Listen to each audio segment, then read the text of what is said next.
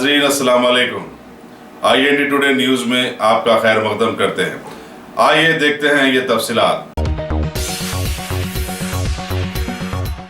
शहर हैदराबाद के तारीखी चार मीनार के दामन में आवाम की आमद और रफ्त को रुकवा कर बनाई जाने वाली तफरीही जगह को करीब 3 से 4 हज़ार छोटे कारोबारियों ने घेर कर अपने रोजगार को मुसल्लमा बनाया था और वहां पर रोजाना हजारों सयाह चार मीनार का दीदार करने आते और इन छोटे कारोबारियों को जिंदगी चलाने में मदद किया करते थे।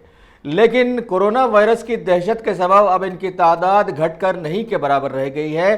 साथ ही कोरोना वायरस की दहशत में छोटे कारोबारियों की जिंदगियां भी उलझ गई हैं।